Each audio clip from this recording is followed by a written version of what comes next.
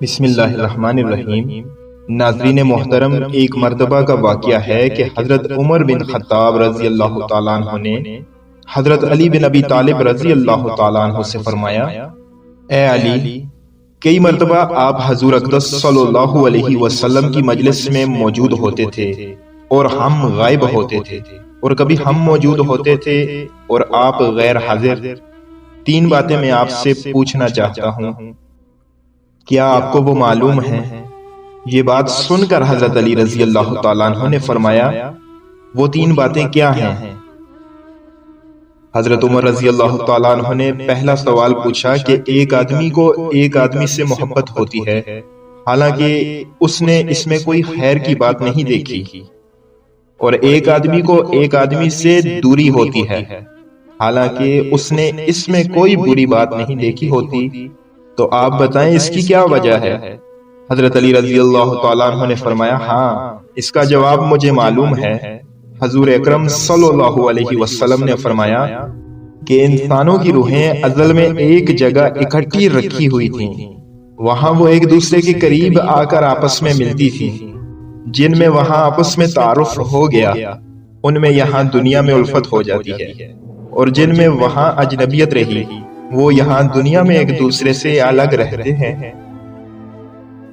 دوسری بات یہ ہے کہ آدمی حدیث بیان کرتا ہے، کبھی اسے بھول جاتا ہے، کبھی یاد آ جاتی ہے، آپ بتائیں اس کی کیا وجہ ہے؟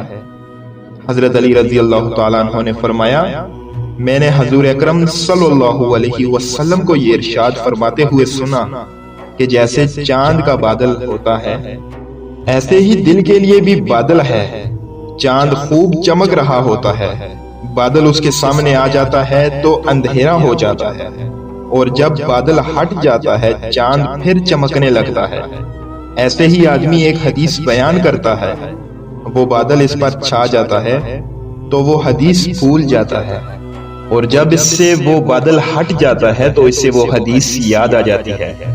حضرت عمر رضی اللہ تعالیٰ عنہ نے فرمایا، دو باتوں کا جواب تو مل گیا۔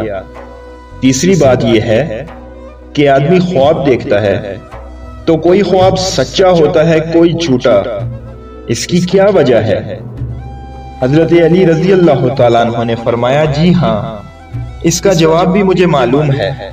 میں نے حضور اقدس صلی اللہ علیہ وسلم کو یہ فرماتے ہوئے سنا کہ جو بندہ یا بندی گہری نیند سو جاتا ہے تو اس کی روح کو عرش تک چڑھایا جاتا ہے، جو روح عرش پر پہنچ کر جاگتی ہے اس کا خواب تو سچا ہوتا ہے، اور جو اس سے پہلے جاگ جاتی ہے اس کا خواب جھوٹا ہوتا ہے۔ حضرت عمر رضی اللہ تعالیٰ عنہ نے فرمایا، میں ان تین باتوں کی تلاش میں ایک عرصے سے لگا ہوا تھا، اللہ کا شکر ہے کہ میں نے مرنے سے پہلے ان کو پا لیا۔